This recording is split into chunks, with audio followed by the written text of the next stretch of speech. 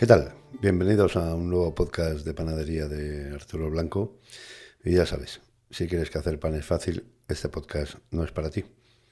Hoy vamos a hablar sobre el tema de la fermentación y lo mismo que hablamos en su día del amasado, pues da para mucho la fermentación.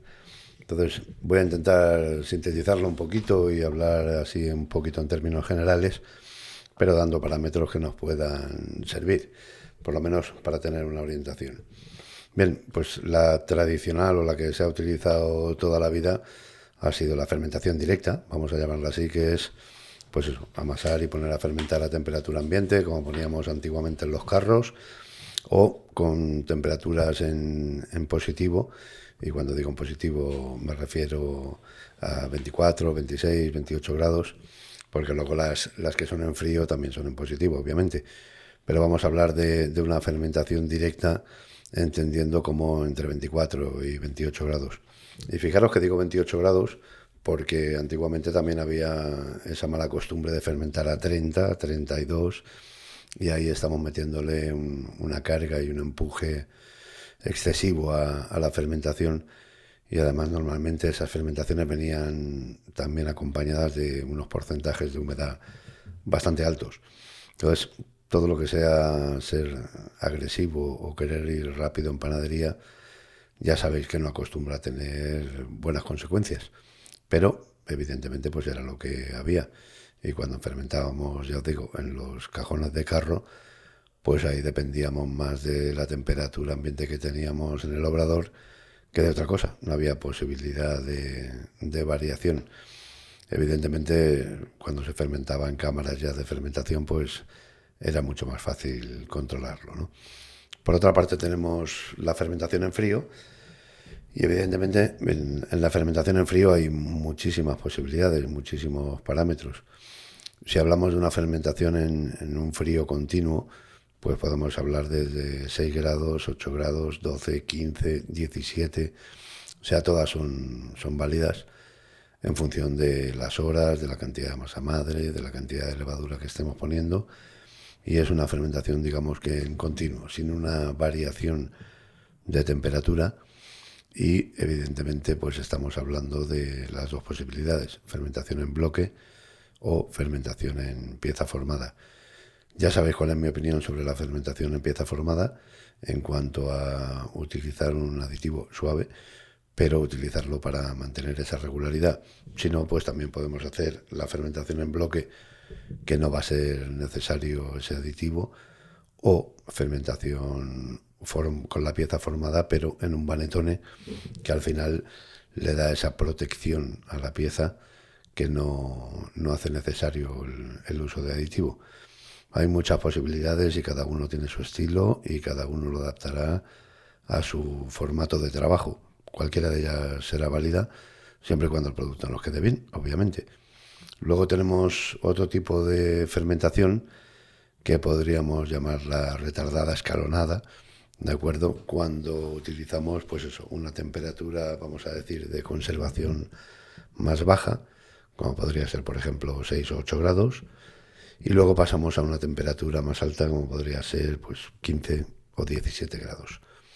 Al final son dos fermentaciones en frío positivo, y lo que hacemos es, vamos a decir, espabilar un poquito la masa a última hora para que esté a punto para sacarla, cortarla y cocerla directamente.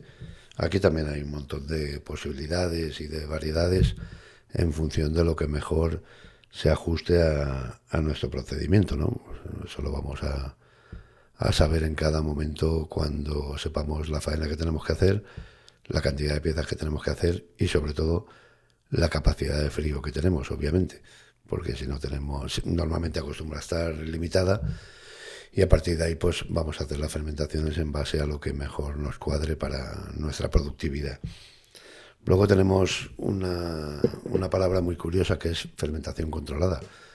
Digo curiosa porque cuando estamos hablando de fermentación controlada, obviamente todos los anteriores también son fermentaciones controladas. Estamos controlando cuando queremos tener nuestro pan a punto, con lo cual, aunque sea en un frío positivo directo, pues está controlada. Pero El matiz está en que los que tenemos una cierta edad, cuando hablamos de fermentación controlada, tiramos un poquito de memoria, ¿no? De cuando se inició el tema del frío en la panadería, que hace unos cuantos años, y se vino llamando fermentación controlada, porque fue cuando apareció por primera vez, que de eso hará ya como unos 30 años más o menos, y la gran novedad fue que el panadero ya no tenía que trabajar en directo por la noche, sino que podía frenar sus masas, y la fermentación controlada, el proceso que se seguía habitualmente, era el de bloquear las piezas a -2 grados,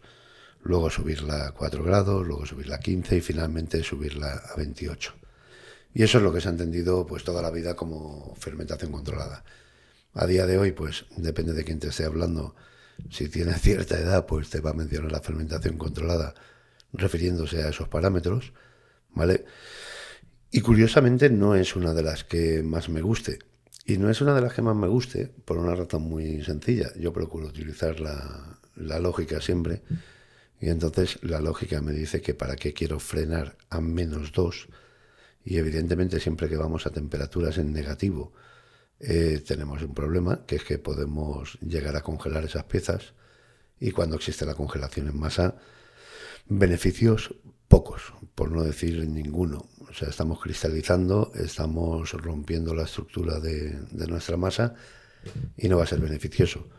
Y si yo bajo mi masa a 2 grados ya la estoy frenando, no hace falta que la lleve a -2. Evidentemente, muchas veces, cuando digo muchas veces, os lo digo por experiencia propia, me he encontrado en muchísimos obradores que curiosamente el servicio técnico es el que pone esos parámetros y quiere mantenerlos ahí porque es lo estándar de la cámara, digamos, ¿no? Sobre todo en cámaras antiguas. Pero, vuelvo y repito, no tiene ningún beneficio llevar una masa a -2, pudiendo dejarla en 2, que no estoy cambiando la estructura de mi masa internamente. A partir de ahí, si yo la llevo a 2 grados, pues la puedo mantener en 2 grados, la puedo llevar luego progresivamente a 4, a 15 y a 28, que tampoco entiendo el llevar la masa a 28 grados cuando la he estado manteniendo en frío durante tantas horas. Además, el consumo de energía es mucho mayor. ¿Por qué digo que no entiendo llevarla a 28 grados a última hora? Porque evidentemente, si yo la llevo a 28 grados, mi masa va a estar para cocer. Si no, tengo que volver otra vez a bloquear esa masa cuando ya está en su punto óptimo de fermentación. No tiene mucho sentido. ¿Por qué? Pues porque prefiero mantenerla a 18 grados o a 17 grados o a 19, me da exactamente igual en ese rango, que ahí ya se está ralentizando mucho más. Tengo una horquilla de tiempo mucho más amplia para poder cocer mi pan, y además voy a tener la ventaja del choque térmico. El choque térmico, ¿qué es lo que va a hacer? Pues evidentemente, si yo meto una masa a cocer a 28 grados, el tiempo que está generándome gas es inferior a si la meto a 17 grados, porque a 55 se me mueren las levaduras, se me mueren las bacterias y ya no me genera más gas. Entonces, si la meto a 28 o la meto a 17, el tiempo que tengo metiéndola a 17 es superior para que me genere gas. El desarrollo que va a tener es superior. Con lo cual, ¿para qué la voy a llevar a 28 grados? Si lo que va a hacer es condicionarme ese tiempo que puedo tener mi pieza en el punto óptimo de fermentación, y además el desarrollo no va a ser tanto como si la mantengo a 17 grados. Al margen de todos estos parámetros que os estoy comentando, hay una parte que es muy importante, y es que fijaros que la fermentación en frío siempre nos va a dar una ventaja añadida, que es la de mejorar nuestra productividad y sobre todo mejorar nuestra calidad de vida. La fermentación en frío permite que yo esté amasando hoy para cocer mañana. La fermentación en directo pues me obliga a trabajar por la noche.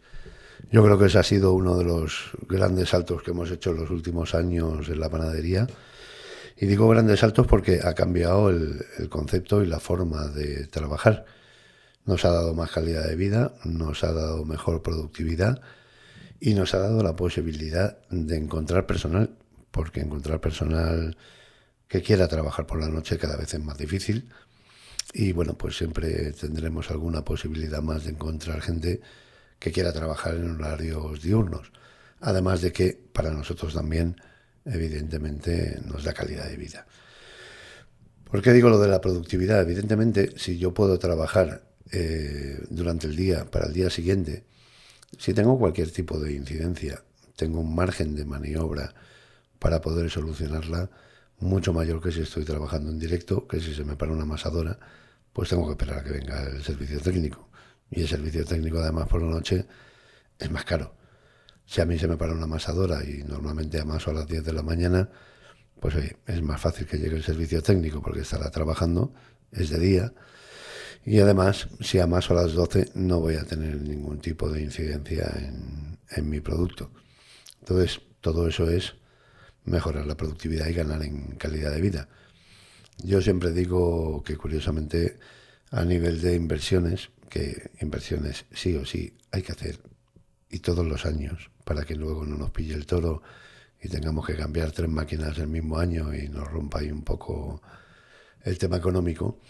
Entonces, si vamos renovando maquinaria, digo que la principal inversión en la que tenemos que pensar hoy en día es en el frío. O sea, para mí es una inversión prioritaria. ¿Por qué? Pues porque nos va a permitir eso, nos va a permitir calidad de vida y nos va a permitir que sea más fácil encontrar personal a la hora de trabajar si yo puedo adaptar mis horarios a un horario diurno. Hay mucha gente que todavía pues sigue trabajando en fermentación directa porque todavía sigue trabajando por la noche y evidentemente pues bien sea porque estamos en pueblos y tenemos una edad y nunca hemos trabajado con el frío, etcétera, etcétera. Sí que os digo que bueno, pues como todo en la vida se tiene que aprender y como todo lo que tenemos que aprender nos parece más complicado al principio, pero es una inversión, os diría casi que necesaria, pero si no queréis ponerlo tan extremo en cuanto a que sea necesario, sí que vamos a decir que es imprescindible. Porque aunque nos parezca que bueno, que ya tenemos una edad y que siempre hemos trabajado así, al final cuando te acostumbras a trabajar y puedes mejorar tu calidad de vida, obviamente eso es una gran ventaja. Y aunque te queden 8, 10, 12, 15 años de trabajo, pues hombre, cuanto a más edad tenemos, menos fuertes estamos y más comodidad buscamos, lógicamente, ¿no?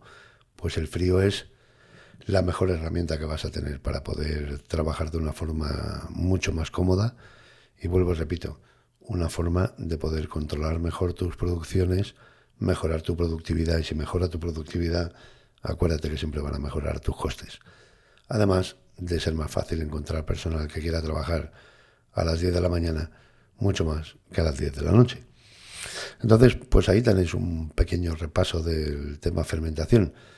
Sé que quedan muchísimas cosas por ver, sé que quedan muchísimas cosas por comentar, más que ver. Estamos en podcast y evidentemente, pues nada, como siempre os digo, estoy abierto a sugerencias, estoy abierto a cualquier tipo de pregunta que tengáis por ahí. Y ya sabéis, lo hacéis a través de las redes sociales y si queréis que profundice más en algún tema en particular, pues no tenéis más que pedirlo.